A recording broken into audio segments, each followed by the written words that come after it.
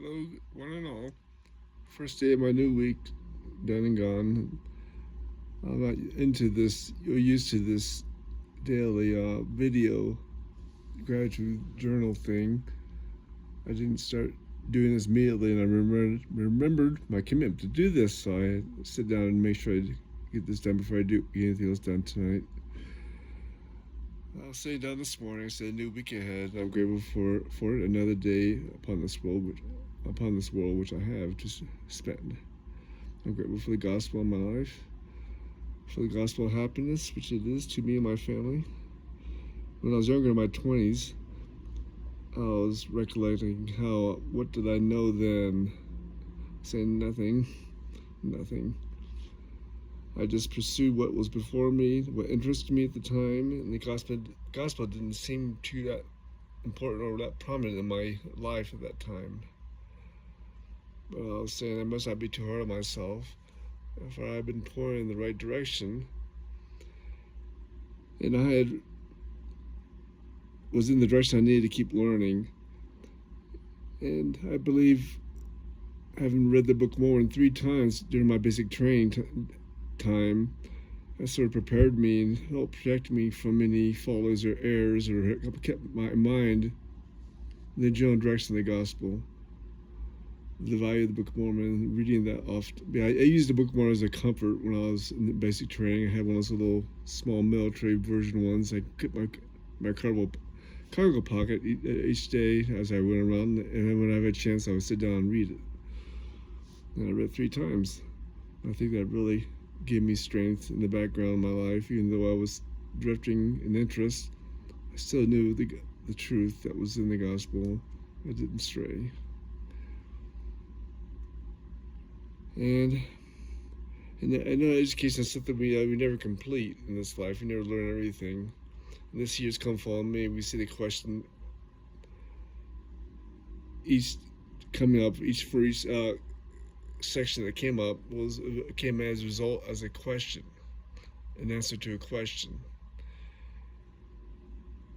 And it's interesting to know that while Joseph Smith received answers to his initial questions in the vision of the Father and the Son, throughout his life, continued to seek answers from God in prayer. And answers came over many years, so he kept seeking, obeying, and having faith that God will answer him. Most sections in this Doctrine and Covenants are resolved the questions asked, as I said. I mustn't stop asking and seeking questions myself.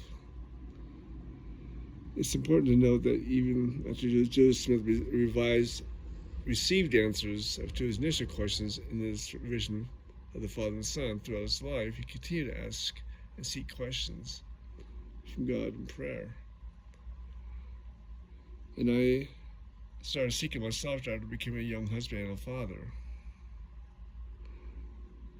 And we see the poor Zoramites and those who were in favor of the words when spoken to by Alma and his brethren, and Amulek, were cast out of the land. Alma was grieved. He saw the hearts of the people begin to wax hard and strong in their wickedness. They began to be offended because of the strictness of the word. So it was exceedingly sorrowful. In response, he called his sons together, teach them individually, and urge them to continue to preach the gospel. And that's what follows the next few chapters here in this coming week. In this mortal life, we really rarely experience the ideal in life. There's always this ideal situations we never really achieve it. We see the perfect conditions and the perfect meeting or day. There'll always be a gap between the ideal and the real. I was looking at Elder Uchtdorf's talk, and he urges we should not give up on the ideal. On the ideal, though, we must not give up on it. He quoted the title page of the Book of Mormon, where it says there, if there are faults, it says they are the mistakes of men. Wherefore condemn not the things of God. And I was really sure of that time this morning, as usual. And so I get to a little bit of the Doctrine and Covenants come follow me this morning. We start in section 84. And this is a rather full section. I mean, probably spend more than just a week on it if he really dived into it.